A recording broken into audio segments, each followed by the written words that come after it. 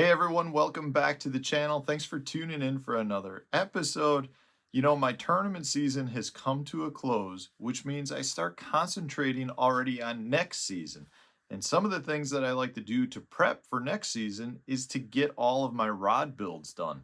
So I've come down here into the basement bait shop. I've cleaned off my entire rod building station, which honestly, the last couple months has been a mess with stuff for like core tackle and various different baits. It's cleaned off. We're going to start putting it to work because I like to have all of my rods built for the upcoming season. Generally, I don't have enough time between tournaments to come home and build rods. So if I break a rod at a tournament and I know I need another one for the next event, I generally like to grab one that I've already made, take it to the tournament, I'm good to go. Now, having said that, one thing that generally happens then at the end of the season is I've got a handful of rods that need some repair work. So that's what we're going to do today. I've got 4 rods that need some repair work. They're all tip related, super simple fixes. But the reality is, if I were to take these to a bait shop to have repaired, we're talking about $40 to $50 easy per rod to have each one replaced or repaired. Now, in this case, you can have these repaired probably in a half hour's worth of work. They're going to be done. You're going to save yourself a pile of money. And the reality is most people don't understand how simple it is to replace your tips. Now I've got two issues. The first is one of my all-time worst sounds when I'm fishing, and that's this. You ever hear this? That clicking sound coming from the tip of your rod. If you know what I'm talking about, you know what that means is your ceramic insert, as you can see right there, sliding up and down the line, fell out of the tip of the rod. Now, I've got a really bad habit of getting snags out using my rod tip, meaning when I get up to the snag, I'll reel the line tight to the bait and I'll use my rod to poke the bait off. To me, it's an extremely efficient way to get your bait unstuck. The problem with that is every time you do that, you're putting a lot of pressure on the ceramic guide, the ceramic insert, I should say, and they pop out quite frequently. Now, you could potentially try to push it back in, try to glue it in place.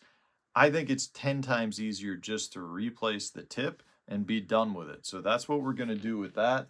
The other 3 that I have are some of my earliest rod build rods that I've done, and the tip has just kind of broke free from the glue and the epoxy, and therefore it spins freely. So I'm spinning the rod, you can see the guide or the tip is not moving at all.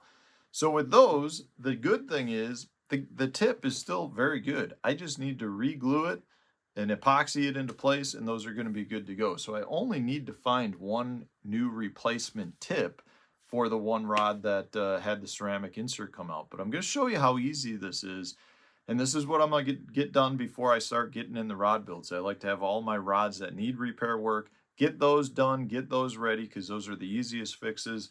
And then we'll dive into some rod builds. I'll do a bunch of build to catch videos for you guys coming up. I'm really looking forward to it because I love rod building. I just don't do that much during the tournament season. All right, so let's get these taken care of. I'll show you the simple steps to do it. So the first rod I'm going to repair is the one missing the ceramic insert. This is an MHX HMSJ841, one of my all-time favorite blanks. Just a really good all-purpose spinning rod. So I need to get the tip off. Very simple process. It's a matter of just taking a little bit of heat and warming the tip up. Now, not too much heat. You're just going to apply a few seconds. I don't generally apply super direct heat, just a little bit. I see if it'll come off. It's still a little tight. If you apply too much heat, see like that, it just twists off. If you apply too much heat, you can actually damage the blank. But there's a real sweet spot where you'll loosen the glue up, loosen the epoxy up, and you can pull the guide right off. Now at this point, this is an older blank. This is one of the first rods I think I ever built. I'm going to say that this one is probably back from 2015, 2016, somewhere in that time period. So we're talking about a rod blank that I've been using for 6-7 years, finally replacing the tip on it. So next step is to measure this. And the reason I mentioned that it's an old rod is generally I keep very specific records as to my builds, but I think it's one of my earliest ones because I don't have actual records. So I don't know specifically what size I need, but I do have this handy CRB rod tip measuring device. So all I'm gonna do is take the tip and put it over the little holes. So in this case, it looks like it's a size 4. You can see it fits right over the 4. So now at this point, I'm just going to go through all of my different tips, which I've got pretty much all different sizes, all of my little mud hole bags, and I'm going to go through it looking for the correct size.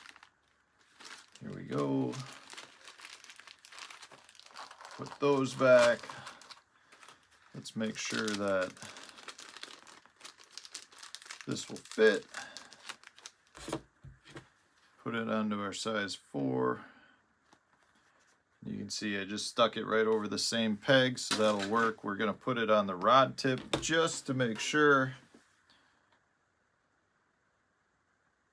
In this case, fits just fine. Okay, so we've got that measured. So at this point, now I just want to add some glue to this. So I got to grab my glue stick. We'll put some glue on this, put it on the rod tip, and then we'll get it ready for the epoxy. So let's get the glue. I got my rod tip glue. I'm going to apply a little heat directly to the glue itself. Get that to melt just a little bit. And then what I'm going to do is apply that to the end of the tip. I just like to spin it right around the sides. If you put a bunch on, that's fine too. You're going to get all the excess off.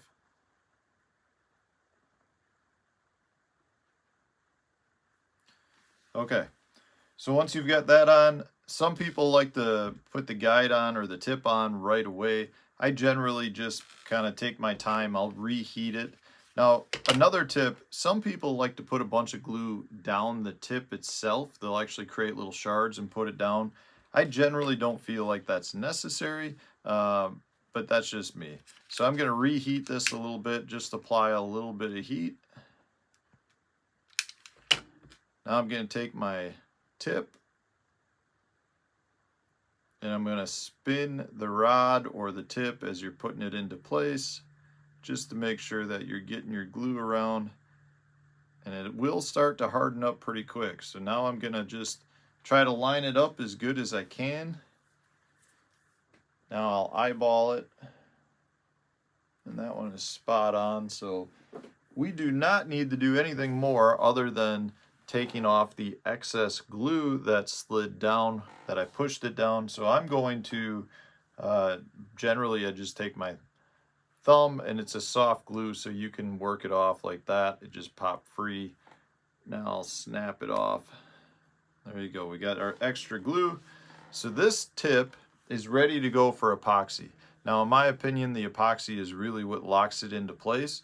So I like to put epoxy over the, I guess the shank of the rod tip, and where it meets the actual guide itself, that really locks it in. So I'm going to get this ready. I'm going to get the other 3 now prepped, and I'm going to put them all in my rod turners. I'm going to apply the 2-part epoxy while they're in the rod turners, just because we're talking about just doing one little dab of epoxy. So the process for the 3 rods that don't have a tip that's got anything wrong with it is basically the same, except you don't need to swap out the tip. So in this case, I'm just going to see if I can work this off. It is twisting out. It actually came out with a bunch of the epoxy on the end. So I'm going to clean that up, and then I'm going to do the same process. I'm just going to re-glue it into place. Same way, tip is still good. So I'm going to do that to these 3 rods. I'll get all of them in the drying rack, and we'll apply the epoxy. Next step is to make our epoxy. So this is just a 2-part resin epoxy. This is the Flex Coat High Build formula. All of this is available at mudhole.com. Call them up if you've got any questions. They have a phenomenal customer service support line. They get you the exact parts that you need. They can get you the different types of epoxies and the glues. But this is just a 2-part epoxy, so we're going to measure this out perfectly. I've already got it measured out to about 0.7 milliliters. So I'm only making a tiny little bit for this.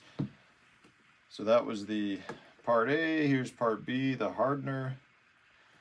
Put those in, and we're just gonna mix them up.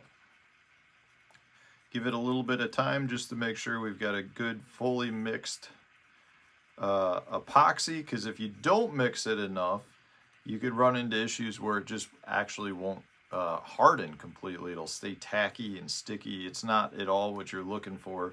So you want to give it a good thorough mixing, and then we'll go ahead and apply it on and then let it dry overnight. So nothing too difficult at all about applying the epoxy. Now in this case, it's not necessarily the great positioning, but I'm only doing one guide. So I put a dab of epoxy on the connection point between the tip and where it hits the blank. And now I'm just gonna take it just a tad bit of heat. I'm not applying direct to it, I'm just alongside of it. And I'm just trying to remove any air bubbles or any imperfection in it. It'll really help smooth out the epoxy and get it to where we want it.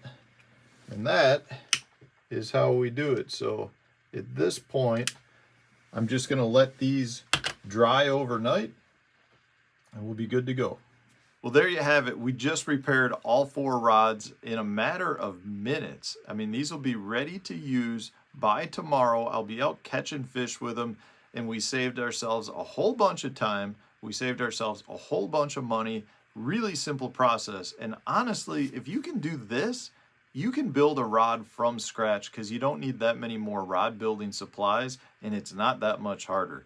So guys, tell me what you think. If you enjoyed today's video, hit the like button, subscribe to the channel if you haven't done so already. If you need any help with this, go check out mudhole.com. They've got all the answers. They've got great customer support.